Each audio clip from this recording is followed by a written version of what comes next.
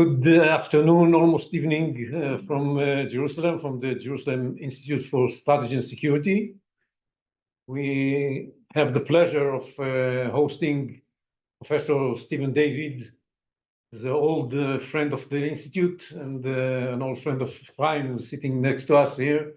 We'll see him, Professor Ephraim Bar, the founder and the first president of the Institute. I'm Yossi Kuperwasser, the head of the Institute today, and we are going to listen from Professor Stephen David. We're not going to take a lecture about the Middle East or the Far East. These are the topics in the international relations topics that he lectures about in Johns Hopkins University. But he's going to speak about something different, about how it is to be behind the armed enemy lines. An American professor teaching in Israel during the Gaza protest. And when we think about enemy lines, we have, some of us are graduates, veterans of the military. Behind enemy lines reminds us of different things than giving lectures in university. But let's see how it transpires when you are a professor doing that. So please, Professor David. Okay, well, thank you very much. I'd like to thank Yossi Kuperwasser and, of course, my old friend Ephraim for being here, and nice to have David Ritchie here as well. So thank you very much for inviting me. It's been wonderful being in Jerusalem. I just arrived yesterday, but today I went to the Kotel, and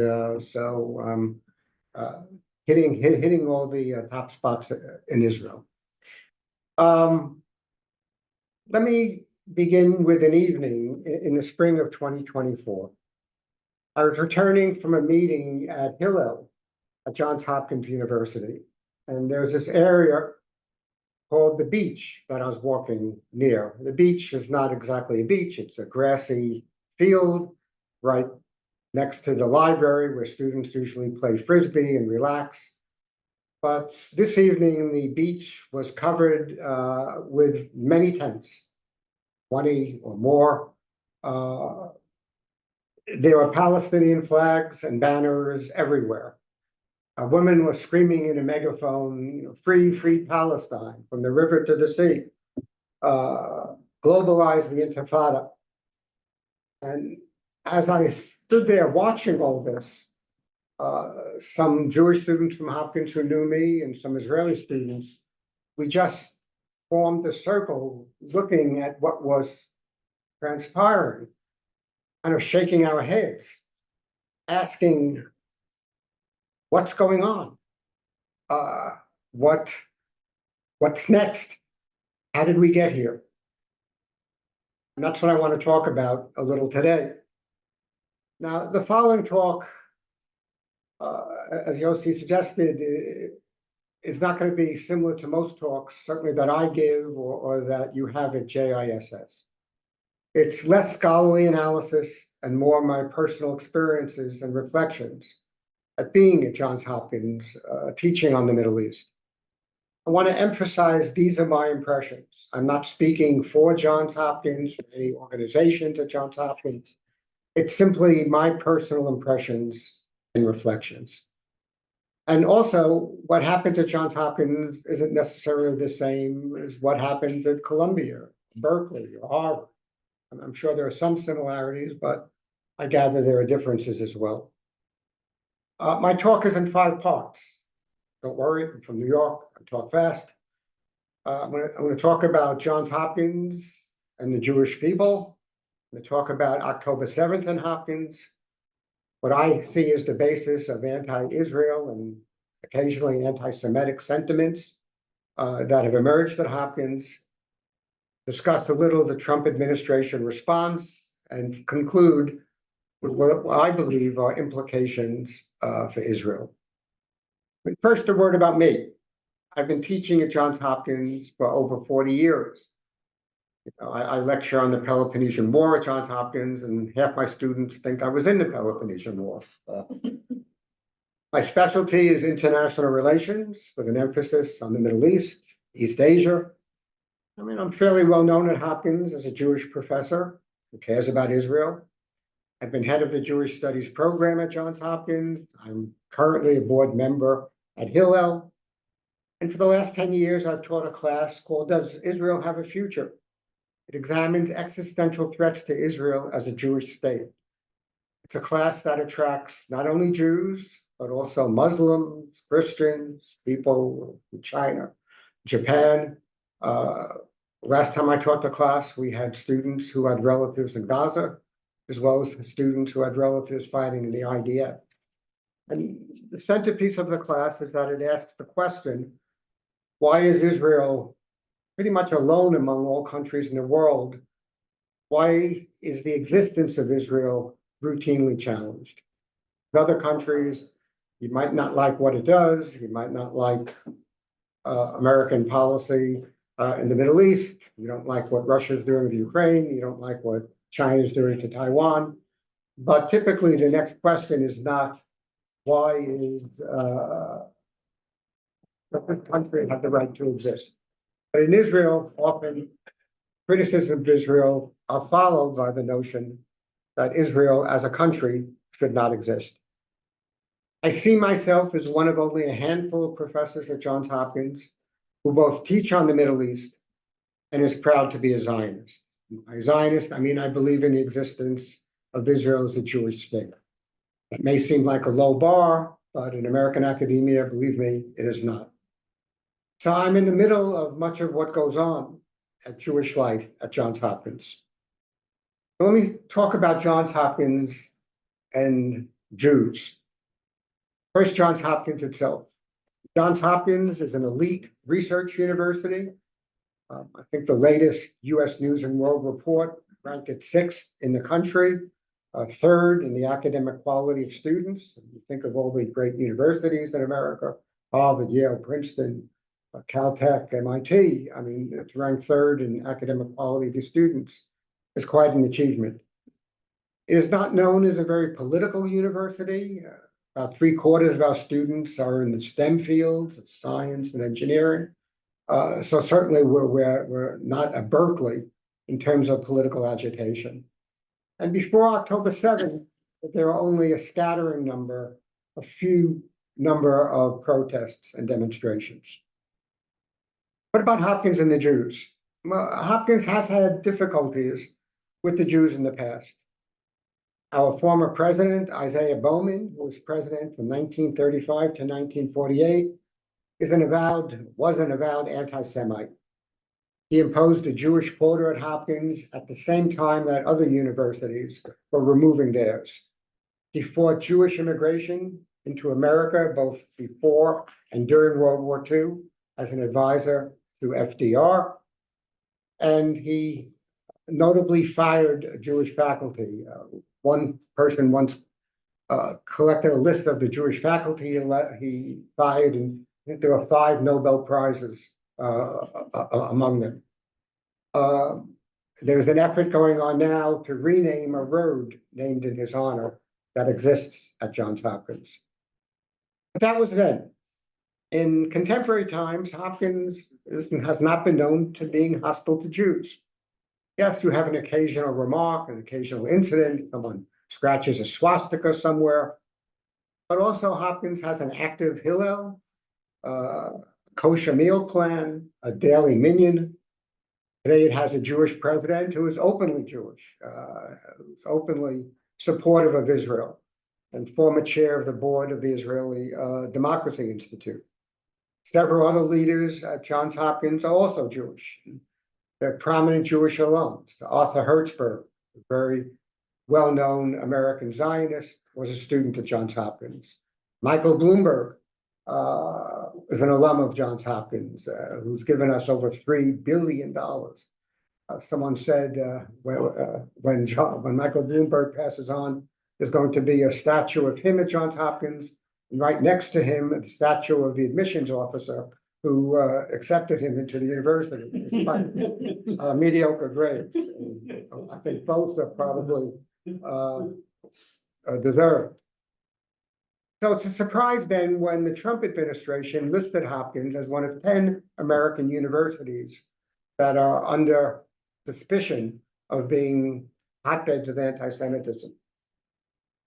Now, some say the reason for the listing as being an anti-Semitic school is found in the events post-October 7th.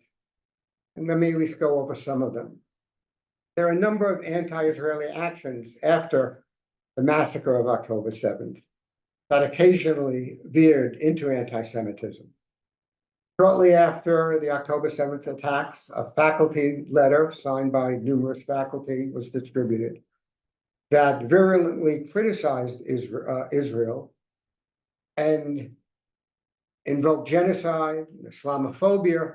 But what was notable about the letter is that it made no mention of the attacks of October 7th, no mention of the hostages. And while it understandably said we have to worry about Islamophobia, it made no mention of anti-Semitism. And I said to many of my colleagues in quite heated discussions, I mean, would it hurt your argument so much to say that, yes, we worry about our Muslim kids, but we also worry about our Jewish students? And received no response.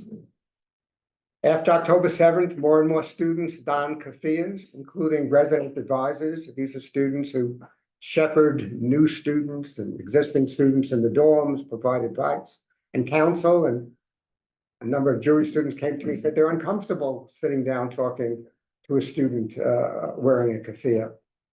There are demonstrations on the Quad with traditional slogans from the river to the sea, globalize the Intifada. There was a demonstration at our president's house at 3 a.m. in the morning with banging pots and pans, designed to be as disruptive as possible. Photographs of our president with horns on his head were distributed. There are also harsh anti-Semitic postings on something called Side Chat. Side Chat is a kind of Twitter for the university community where students anonymously can say what's on their mind. And much of what was on the mind of at least some of them was really ugly anti-Semitic remarks.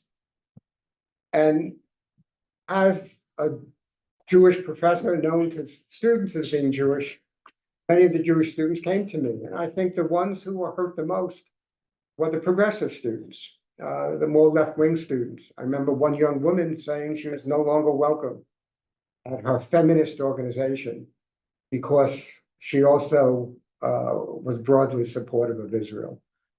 And these were the students in some ways that found themselves ostracized and most hurt by the reaction. And there were some negative faculty examples. I mean, to me, the worst was we have a program called Women's Studies, Women, Gender, and Sexuality, WGS. And it started, part of the mission of the program is to look out for the rights of women. And who do they invite as their speaker? Joseph Massad, a professor at Columbia, who is, by my reckoning, a supporter of Hamas. And this, as you might realize, made me very angry. And I confronted my colleagues and said, okay, you have the right to invite this guy here to Johns Hopkins, and he has the right to come. But what the hell were you thinking? What would made you choose someone like this as your speaker, especially for an organization devoted to women's rights? Again, I received no answer. I'm probably not Mr. Popularity at Johns Hopkins, I should say. We have an organization at Johns Hopkins called OIE, the Organization of Institutional Equity. It's kind of similar to DEI at other places, and they're designed to help students facing the kinds of things that were going on, but they were very ill-equipped to deal with this. I mean, their background was dealing with racism, with sexual harassment, sort of threading the nuances between anti-Semitism and anti-Israel rhetoric was not really in their mandate. And the most important issue that occurred after October 7th was the encampment that I described at the beginning of my talk. Again, these many tents occupying this area of the campus called the beach, filled with Palestinian flags and banners. It was set up by a group called the Hopkins Justice Collective, a shadowy group not recognized by the university. We believe it includes some professors and grad students, also many members from the community, but really no one fully knows. And while the encampment lasted for weeks, it was always unclear who was there. You had people wandering around, always masked, again with keffiyehs as well. How many of them were students, faculty, or just people from the community?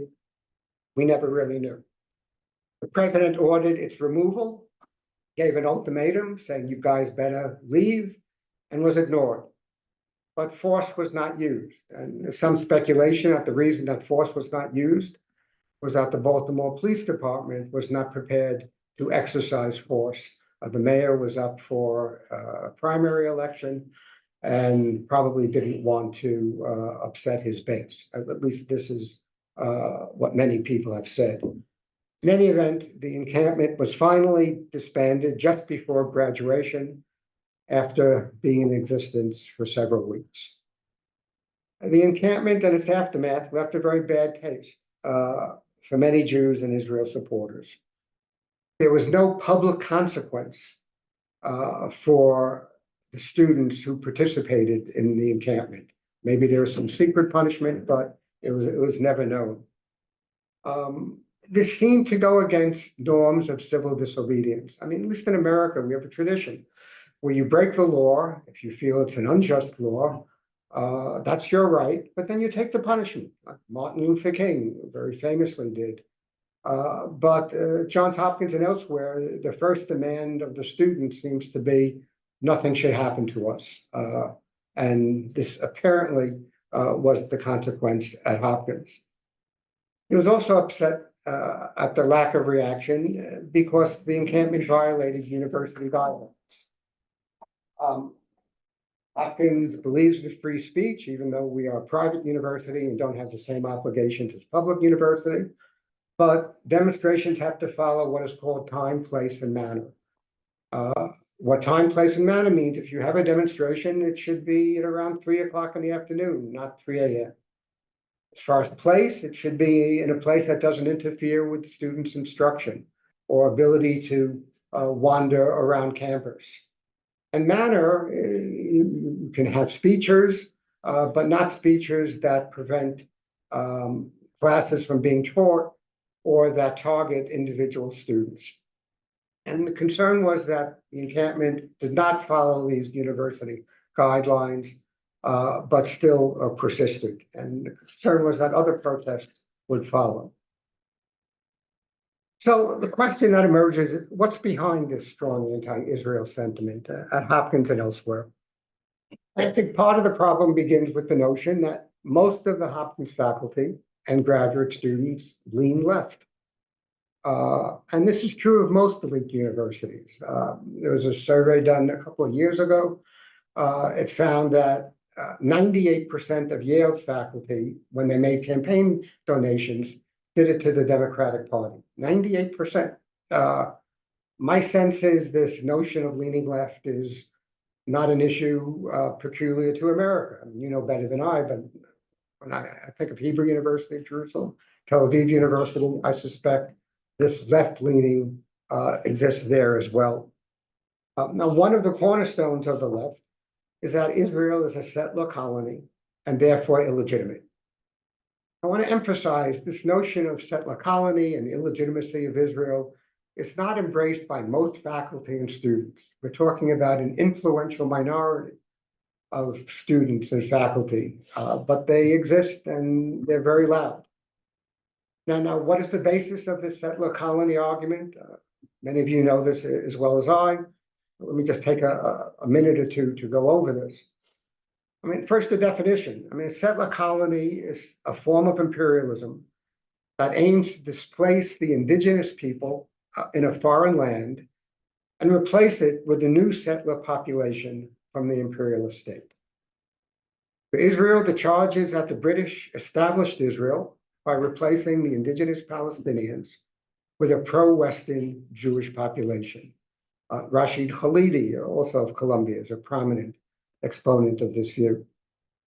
So Zionism is seen not as a national liberation movement of the Jewish people, but as a colonial settler project, like America, Canada, Australia.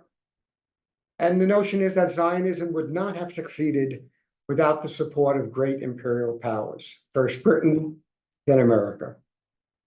The settler colony view divides the world into oppressors, white European oppressors, and the oppressed, people of color, people from the developing world.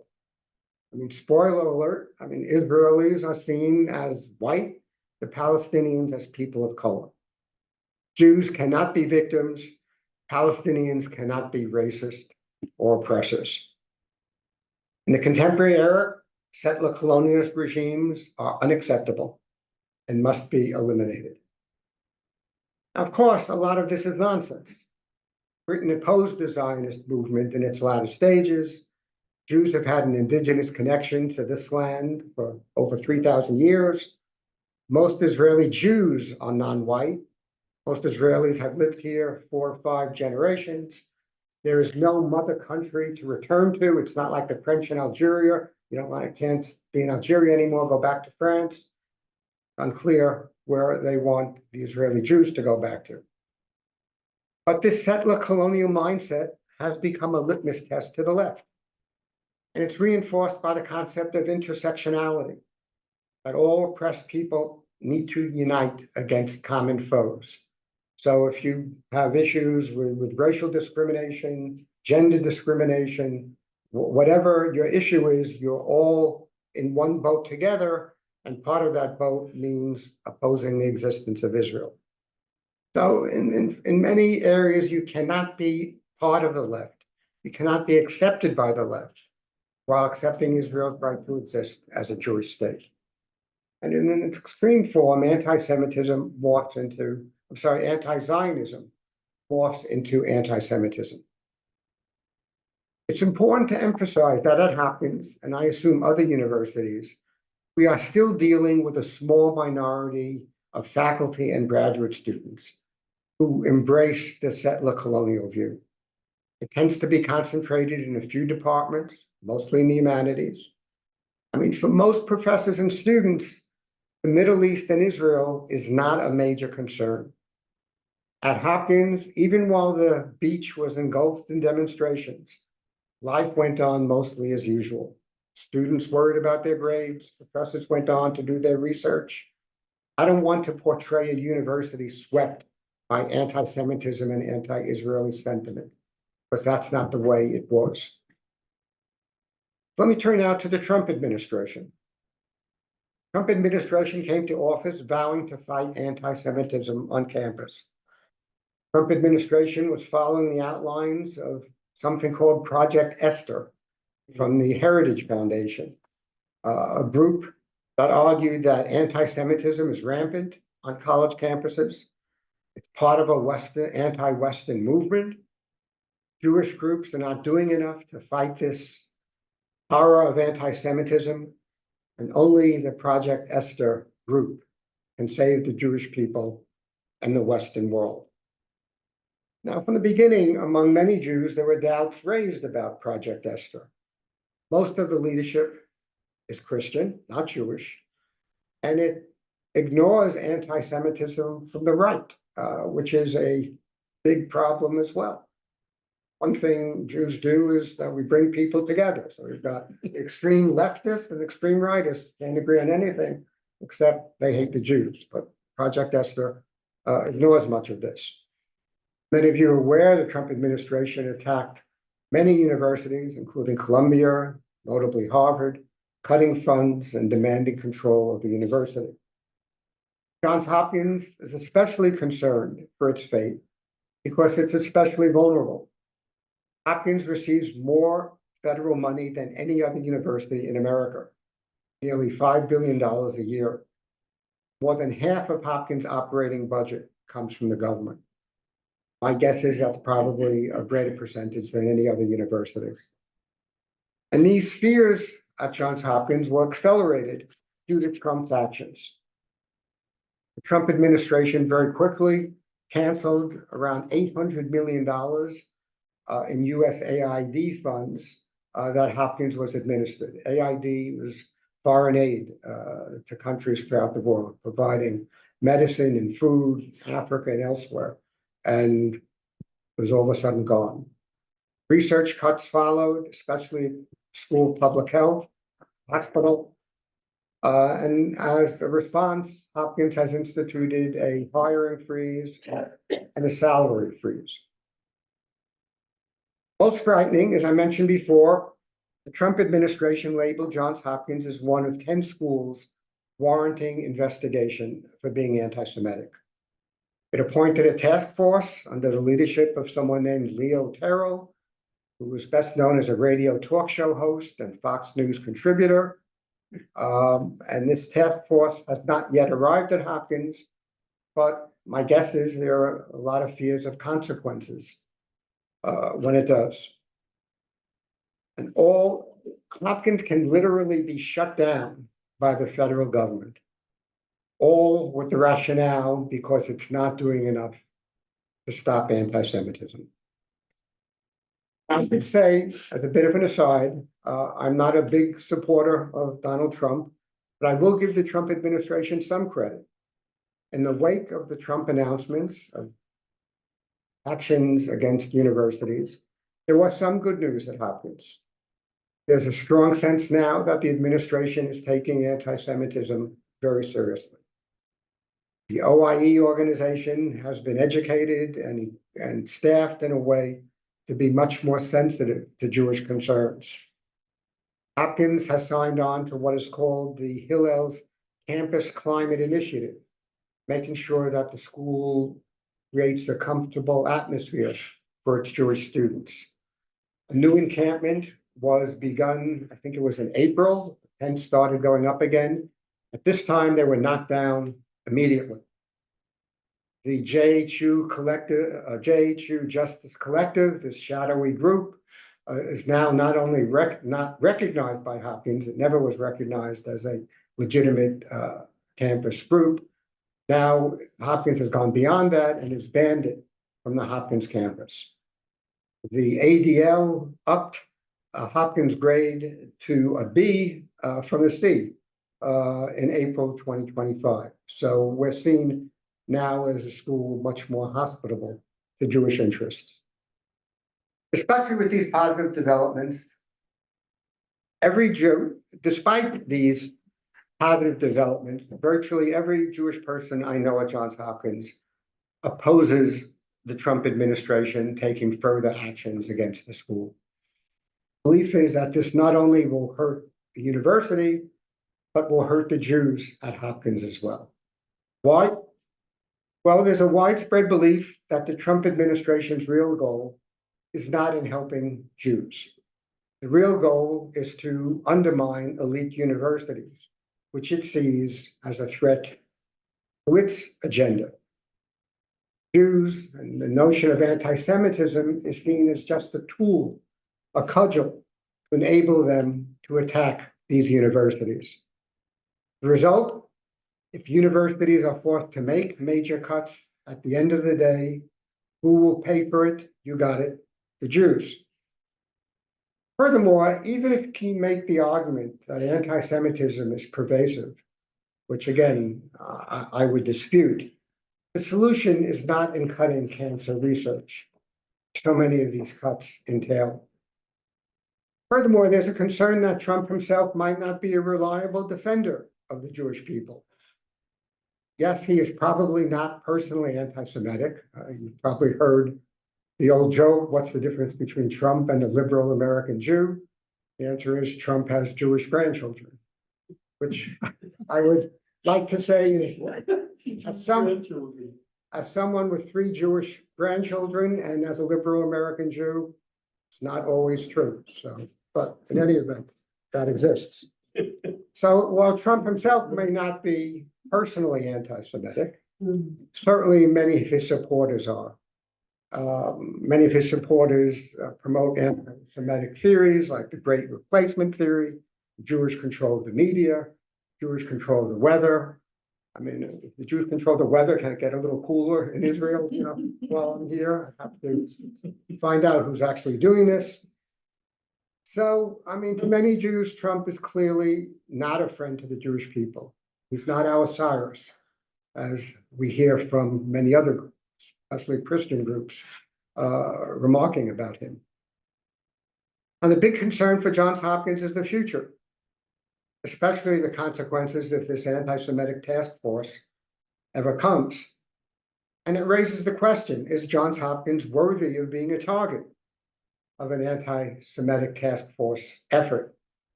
Again, as someone who's known to be Jewish and supportive of Israel, I think I'm in a reasonably good position to know whether Hopkins is an anti-Semitic institution.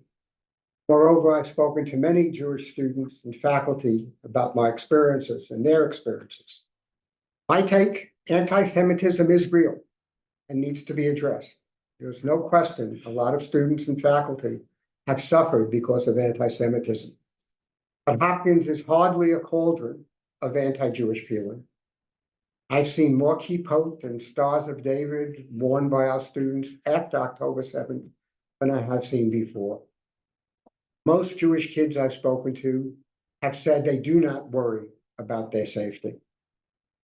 My own experience, in my many years at Hopkins, I've never personally encountered any anti-Semitism.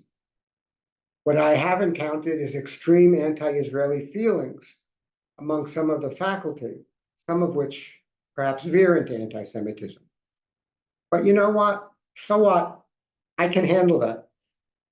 Yes, Hopkins, like most universities, is dominated by the left, and part of the left's mantra is anti-Israeli feeling. It's regrettable, but that's the reality. It's notable that Hopkins' president is working to make us more ideologically diverse, but that's a very difficult task, that if it succeeds, it's going to take a lot of time.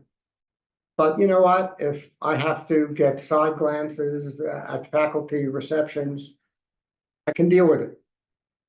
At the end of the day, I'm proud to be a Jew and a Zionist at Hopkins, and what I worry about most is not anti-Semitism, but Trump crippling or destroying the university I love. So I can deal with anti-Israeli, anti-Jewish sentiments. What about the students? I think here a big part of the problem of concerns about anti-Semitism is a broader issue where college students don't want to be made uncomfortable. They don't want to hear or see things that make them uneasy. It's been called the snowflake generation, with what we call trigger warnings. Be careful, these readings, may upset you. And this snowflake generation also applies to Jewish students who don't like to hear their professors and TAs mouthing anti-Israeli statements. And it's understandable that Jewish students feel this way. Most universities would not tolerate rhetoric against other groups that it tolerates against Jews. But I think the solution is not to coddle our Jewish students, but make the university truly embrace freedom of speech for all, even if it's uncomfortable. Yes, there are lines that should not be allowed to cross. Time, place, and manner have to be observed. But simply because someone says things that make you uncomfortable is not enough to try and shut them up. And one of the experiences I've had at Hopkins is saying to Jewish students, yeah, you don't like your professor saying that. You don't like your graduate student saying that. But it's tough being a Jew. This is the world. This is how people feel. And as long as they're not attacking you personally or changing your grade or affecting how you are in class, these are things we have to accept. Now, what about implications for Israel? I think on the one hand, Israel can relax. Hopkins and other universities are not hotbeds of anti-Semitism. Sometimes I talk to Israeli friends and it's like the brown shirts are taking over all of these places. It's not the way it is. Most faculty and students are not obsessed with Israel. Life at Hopkins and other universities is more normal than you might think. And for those anti-Zionist faculty, don't exaggerate their influence with students. Our students are pretty resilient, and they know when they're trying to be sold a bill of goods. And they're not going to walk out of these classes, looking to join Hamas. But there is cause for concern for Israel in two areas. First, Trump's anti-Semitic crusade, as I indicated, could well backfire. And if it does, Jews in Israel are going to be blamed for critical cutbacks, making anti-Semitism and anti-Israeli feeling worse. More broadly, and this gets me a little bit away from the subject of my talk, but I think it's important to focus on. More broadly, Israel's actions in Gaza and the West Bank are fueling anti-Israeli sentiment on campuses and beyond that is hard to counter. Every day on the news in America, Americans see horror of what is going on in Gaza, the starvation, the killings, and at times the West Bank. That is difficult to stomach. Public opinion polls show record numbers of Americans disapprove of Israel, especially strong among the young, people of color, and the Democrats. But what's especially frightening is that people who have been long-term supporters of Israel, people who you could never accuse of being anti-Semitic, even anti-Israel, are now turning their back on Israel. And this is scary. As it's scary that a hallmark of Israel's support from America has been bipartisan support. And that is eroding. The Democrats one day are going to get back in power, and Israel is going to have to watch out for that.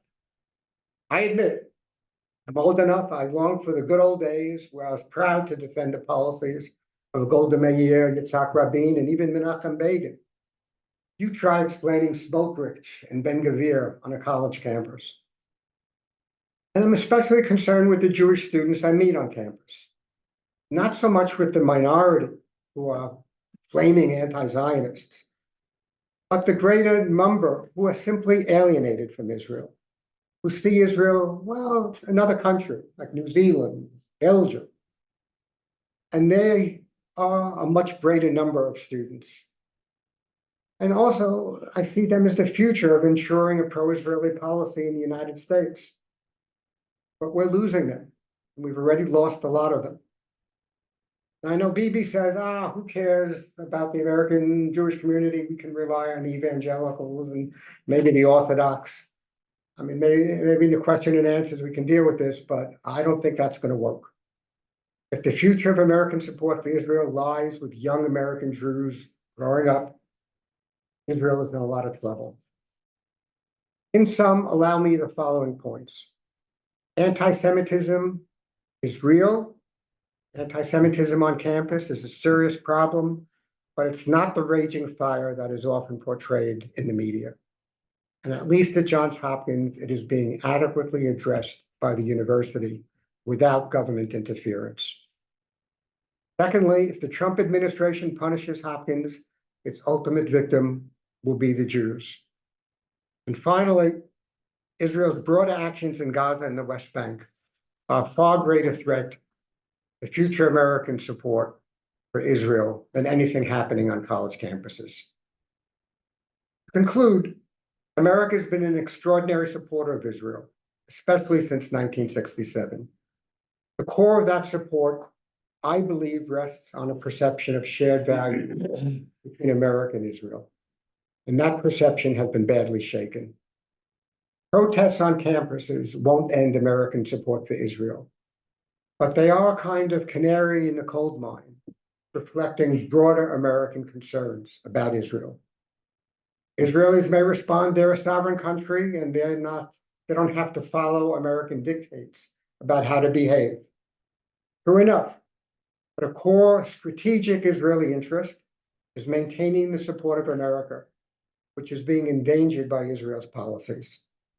What's happening at Hopkins and other campuses is just the tip of the iceberg that reflects a distancing of America from Israel. That, rather the encampments or left-wing professors, represents the real danger to Israel. For those of us who still care about Israel, the hope is that Israeli decision makers will wake up to this threat and act accordingly. Thank you. Thank you, Stephen. Just one question before we move to questions. In class, You feel anything from from the students you address? Did I feel anything? It was the issue of the fact that you are a Zionist professor. As I mentioned, I mentioned it. I told them up front, this is who I am. I'm an American Jew. I believe in Israel's right to exist as a Jewish state. What I promise you is that I will not punish you if you disagree with my conclusions. And what we want is to have civil dialogue, but emotional dialogue. And it was very emotional class. Students often were crying. The class was chronicled in the Chronicle of Higher Education, where it talked about how you bring together students who are Arab, who are Orthodox Jews, these poor Chinese students who wandered in here saying, what the heck is going on? How did I get into this mess? But There's a lot of oriental topics. they were able to discuss and debate these issues in a civil way, and even more importantly, in an informed way. So many of the students on all sides of this issue had no idea about the history of Israel, about the history of the conflict, and the class, in part, tried to give them that from the voices of the people who believed it. So you would have stuff, Bibi Netanyahu's discussion. You would have articles by Tarek Bakoni, essentially, if not a supporter of Hamas, something very close to that. So they heard from the people who had the views they were espousing, and they were able to sort of trying to sift through that to find the greater truth. no violence and No violence in the class. No. I mean, as students who took the class were open to hearing views they disagreed with. The students who were screaming outside were not the kind of people to take this class. and none of them was party of the encampments. I'm not aware of that. No, You know, I'm not aware of that. No. anybody has a question? I'm surprised that we say that we counsel Jewish students to simply listen to it and accept it. I would think that you should counsel Jewish students to challenge them, Well, to challenge these people. I Not to be not to resign oneself to these. And does that take place? fair enough. I do tell them to push back. But I tell them part of being in college is hearing things that are uncomfortable. I begin all my classes, not just classes dealing with Israel, saying, if you're worried about being made uncomfortable in this class, don't take it. If after the end of the class, I haven't made you uncomfortable, I'm not doing my business. I'm not doing my job. Now, I'm not just saying that students should sit back and say, well, that's fine. Confront your professors, confront your graduate students, but don't run to OIE and file a legal dispute against people because you don't like what they've said. That's too much, I think, has become the practice in American universities. Oh my gosh, this person said something that made me uncomfortable, either because of my ethnicity, my race, my sexual orientation, whatever. That's unacceptable. That's not what a university should be. Within certain limits, a university should be, in my view, a mix of views you don't agree with. And too often we've lost that. And just one comment. I mean, you are a professor. Do you ever read a quote by Netanyahu that he says that Jewish opinion isn't important? You made a comment that he said it's only the evangelicals that count. Did he ever really say that, to the exclusion of the Jewish? I've read that he has said that he's, I didn't hear it personally, that he has said that we've lost the Jewish community in America with the exception of the Orthodox, but we have the Orthodox and the evangelicals. And if he did not say that, I'm reassured. It's certainly something I can imagine him saying.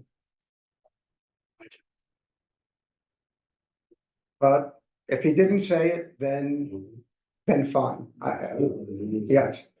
Also, when he says things like, there's no starvation in Gaza. I mean, So read my article next, the Okay. European Jerusalem Post tomorrow. I looked for 1 hour at Alexa TV. There were 3-4 emaciated babies that were probably sick from very unusual diseases, because amongst a pool of 1 million people, you also get these kind of defects. And there were at least 100 people who appeared in this 1 hour. Yeah. I looked and I photographed 100, including those who were taking care of these emaciated children, and not one of them was hungry.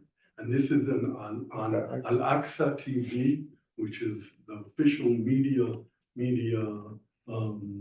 voice of Hamas. okay, I will look at it and we'll talk. What we're saying is that there's no deliberate starvation. Yeah. There is a shortage of food in Gaza from time to time, but no deliberate starvation. 100 people that aren't hungry, and there were 4 emaciated. I will read that. Okay. יוסי, יש שאלות, שלחתי לך לא בוואטסאפ. מצליח לקרוא, אבל שלחתי לך בוואטסאפ. שלחתי בוואטסאפ. רגע, הטלפון שלי שם.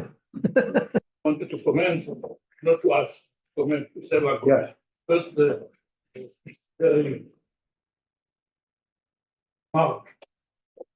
salvation campaign. It's not the first time that Hamas is manipulating the time where the lack of electricity.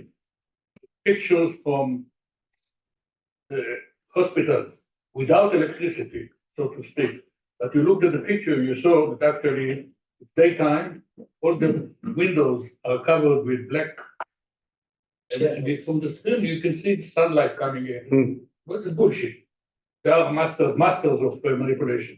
But talking about what you say. We did this to the British. I don't know to deal with tactics, and I think what I want to say that the distinction between anti-Jewish and anti-Semitism and anti-Israeli is very artificial.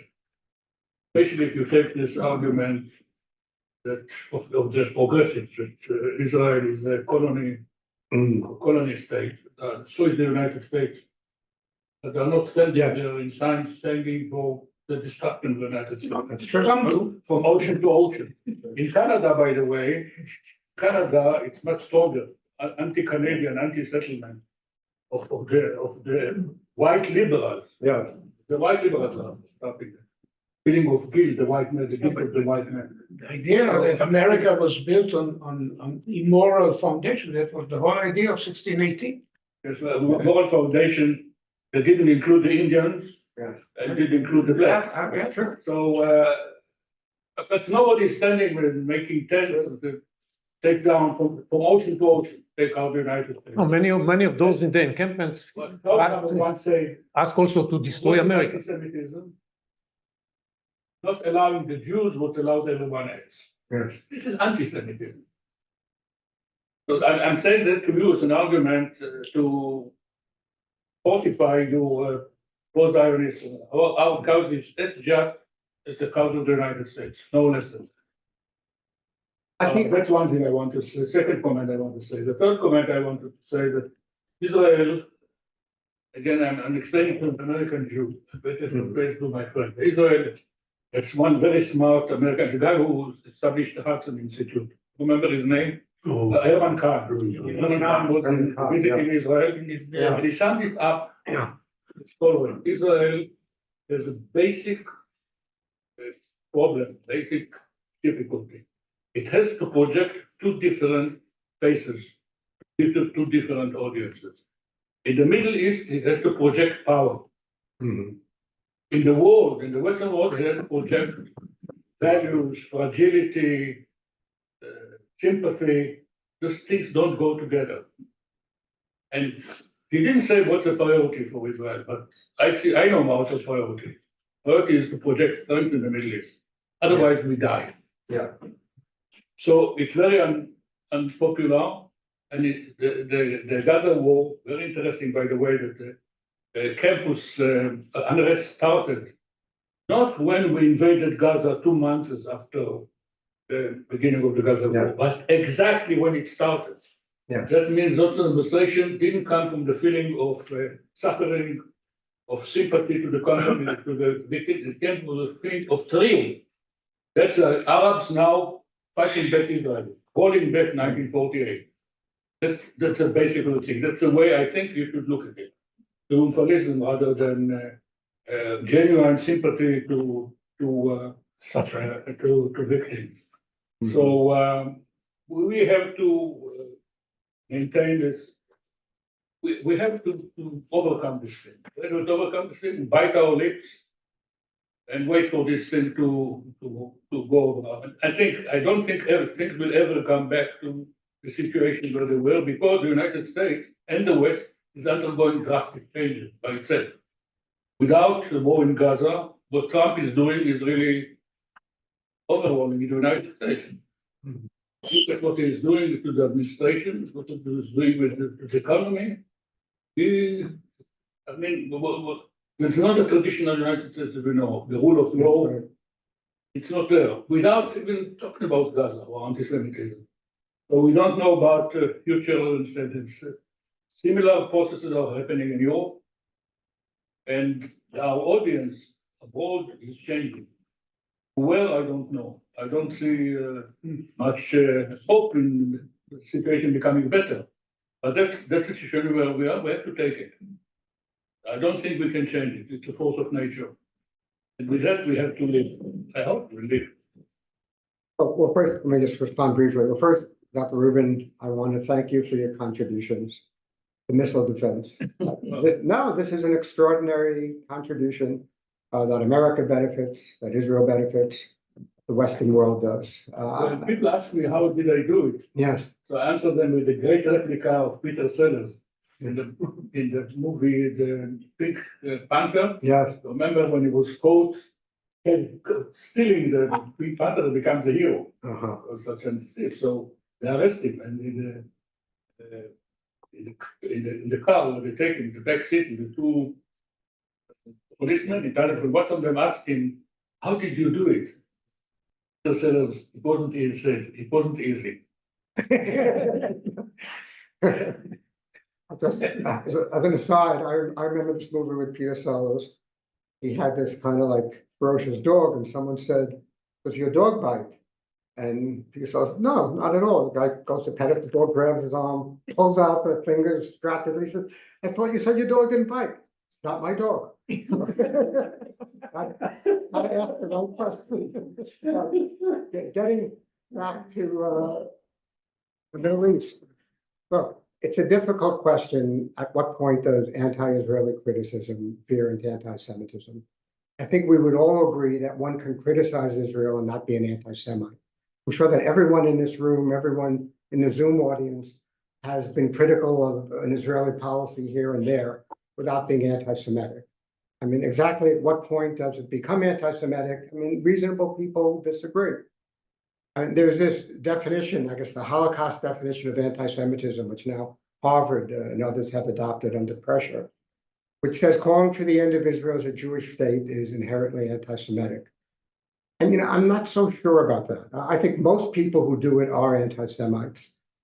But as we discussed in my class, there are what you might call principled liberals who argue that for a country to be considered a liberal democracy, it should make no distinction among its citizenry based on religion, ethnicity, or background. Every non-liberal country has no right to exist. No, but clearly has That's a very right to exist, not whether we are going to come or not. But a very right to exist. part of it is that Israel should not call itself a liberal democracy because it privileges one group over another. I don't accept that. But there are people who are thoughtful, not Jew-hating people that I've met who make this argument. So simply saying that Israel should not be a Jewish state, to me, is not anti-Semitism. To many people it is. But this gets to the point of The Jews don't have a right for self-determination. Jews have the right for self-determination. But Yeah, that's a question. In Alaska, not in Palestine. No, no, it's not. No, but I mean, yeah, there is an Israeli, very prominent Israeli academic, Sam spells this out. But I don't want to get too much into the vagaries of that. I'm just saying that one can criticize Israel and not be anti-Semitic. At what point does, okay. I also criticize Israel. By the way, you put your finger on something which I've been arguing for years. Saying Jewish state Yes, confuses the issues. The question is the right of the Jewish people. Israel is the embodiment of the right of the Yeah. Jewish people to self-determination. That's a much more difficult point to argue against. Because you want to say Jewish state, people can adduce yes. exclusivity or Or superiority. religion, like Muslim state, like Iran is an Islamic. So we need to have a longer and more precise definition. Global of what we are demanding. Israel is the homeland of the Jewish people. I agree. The embodiment of the right of the Jewish people to self-determination. But let me It's just. long, but it's precise. One other point you mentioned, it is certainly true that right after October 7th, a lot of groups came out against Israel. And this was horrific. That Israel suffers this tremendous atrocity, and the first thing they do is blame the Jews, they blame the Israelis. And these people deserve to be condemned to the utmost. What I'm saying is that now, 2 years later, more and more groups, more and more people, more and more reasonable people are now turning against Israel. And these are people who I think would not have turned against Israel if the response to October 7th had been different. So we can't, I think it's wrong to simply say that everyone who criticizes Israel is going to criticize Israel for whatever it does. Or that the basis of any criticism of Israel is that they're anti-Semitic. One, as Israelis, I think, has to look at the behavior of Israel, what it's doing, and ask yourself, could things have been done differently? Yes, could you take out Hamas differently? How can you take Hamas out differently when they're embedded in society? Well, So, I mean, again, not the subject of my talk, but I would have much preferred a more selective operation that talked about a transition to Palestinian rule with Israeli Yeah, but backing, such as you have in the West the Bank. problem is Hamas doesn't volunteer to support this. It's, we Look, have a small problem. Hamas has to be obliterated, but so how do you do it? So how do you do it any better? you're not gonna get, you're not going to kill every last Hamas in Gaza. Nobody expects that. Because to do that, you have to destroy the entire population. Well. No, It's like in World War II trying to get rid of Hitler without bombing Germany. That's war. And the bombing wasn't very effective. Yes, but let me take some questions from the Zoom people. Okay? All the German people who defended. Let me ask you some of the questions of the Zoom people. One of them asks, wait a minute, I have this here. Without a real commitment to change, why would any Jewish parent want to send their children to Hopkins? Even if they are alumni. Why would they want to send them to Hopkins? Because it's a good school, they'll get a very good education. No, but for Jews. For Jews, it's a good school too. I mean, I'll tell you, some of the biggest problem students, if you want to call them problems, are graduates of the day schools. They've learned Israeli education that has been sanitized, that they have never heard that anything bad happened with the creation of the state of Israel, or that Israel pursued any policies that might be criticized in retrospect. And then we hear it and they accept it and they are totally lost. It would have been much better to know the history, warts and all. I mean, what country has not committed crimes in its existence? Certainly not America, but to have a totally one-sided, again, sanitized version of your history, and then you put yourself in an environment where most people are not Jews. Remember, in America, about 2% of the population is Jewish. In the world, 0.2% of the population is Jewish. We can't simply live in this bubble. There are Gentiles.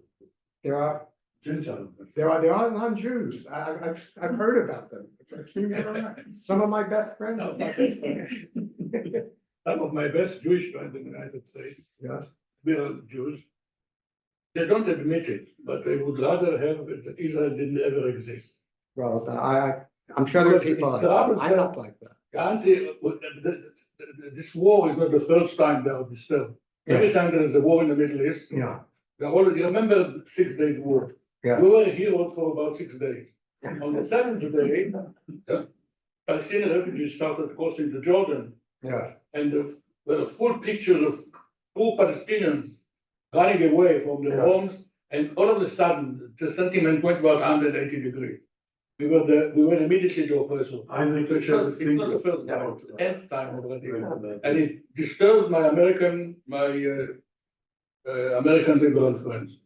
yeah, They would rather Israel will be peaceful, quiet, not make any sound, yeah. be very civilized, be trodden upon. And that's a problem. This is Herman Kahn problem.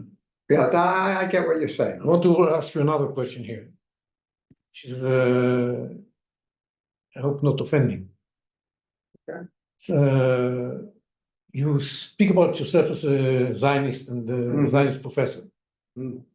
To what extent you became active in defending Zionism in Hopkins, or just you were watching what's going on? No, I mean, I've become active in many ways. I stood up at a faculty forum where I suspect the audience of many students and faculty and graduates were 90% hostile to Israel. And I took to task women, gender, and sexuality. And I looked them in the eyes and said, how the hell can you invite someone like Joseph Mossad to your group? I've given many talks at Hopkins. I've been at many debates where I support the Israeli side. And this is truly a balanced debate. You know, typically you have a balanced debate. You've got a Palestinian who calls for the end of Israel, balanced by an Israeli who calls for the end of Israel. So I'm talking about really balanced debates. I appeared before the faculty senate, criticizing them for their reaction to the encampments and what I felt was lack of concern to Jewish students. So I've been very vocal about my support for Israel and my support for the Jewish students in Israel. This is very important. Eran, you wanted to I ask? can testify to this allowed another anecdote. To my point, we had a Chaim Kishon with our classroom with Arab Buchwald. Remember Arab Buchwald? Of course, yeah. The Israeli Arab Buchwald was a Chaim Kishon. Yeah. He had a knack of verbalizing secondly big issues. Yeah. And he, after the Sinai War, he wrote 2 articles. How Israel, one, lost the sympathy of the world, and the second one was how Israel won the sympathy of the world. And the second one, the scenario was like this: Israel goes into war, it loses the war. The Arab armies overrun Israel. They put all these Jews in Israel into concentration camps and expelling them from the country. So sympathy to Israel is overwhelming all over the world. Cities call streets after the name of Israel in Tel Aviv, and taking photos and taking Israeli refugees. And so that's a happy end.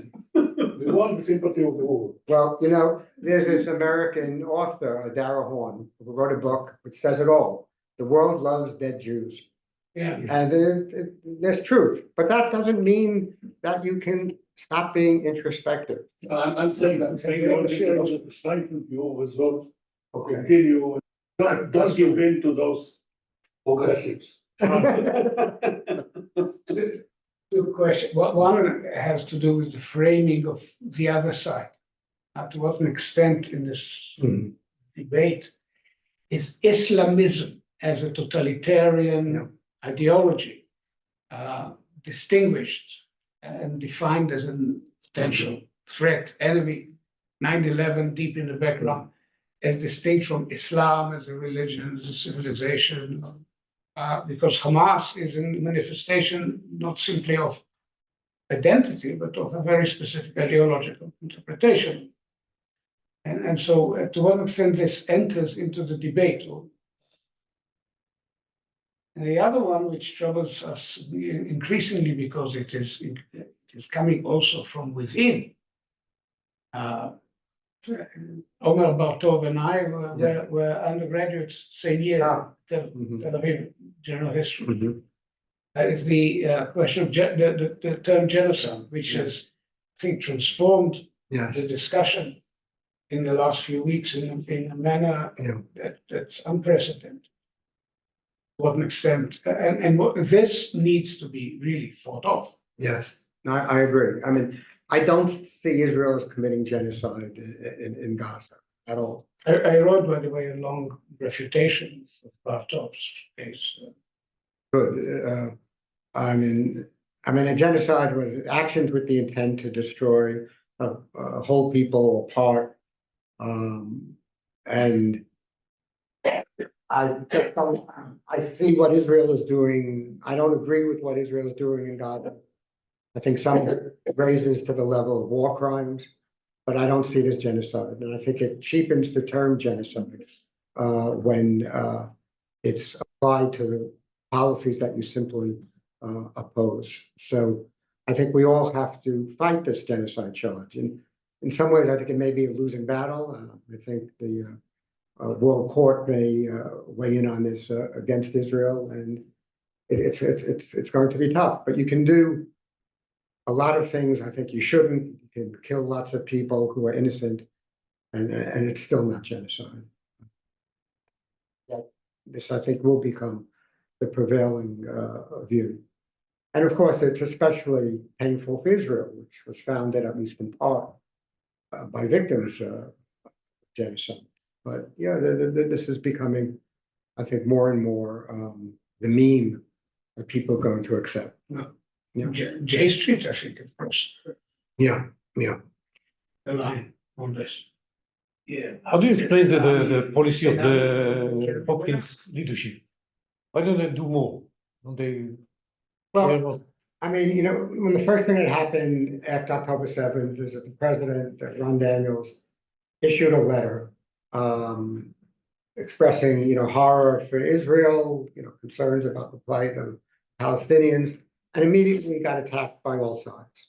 Not that it didn't do enough to defend Israel, it didn't do enough to support the Arabs.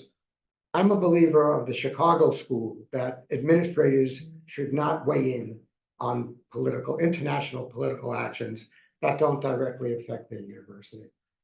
Since when do administrators have, this tremendous insight in Middle East politics that we have to hear from them? Now, Stanford initially said, well, we're not going to comment on this because we don't comment on international or national incidents. And someone said, well, after George Floyd was murdered, you issued all these statements. And I said, well, except for that. So, but now I think more and more, Hopkins has now adopted the policy, which I think is a good one, that it is no longer going to publicly comment on these kinds of issues. I mean, lower down, the administration was ill-equipped to deal with these kinds of problems. You're going to have people like an OIE who spent their life fighting, racism, anti-gay actions, discrimination against women, and all of a sudden they're going to have to deal with, well, what is anti-Semitic and what is anti-Israeli? They were not equipped to deal with that. I think it's gotten better now, but especially after October 7th, there was no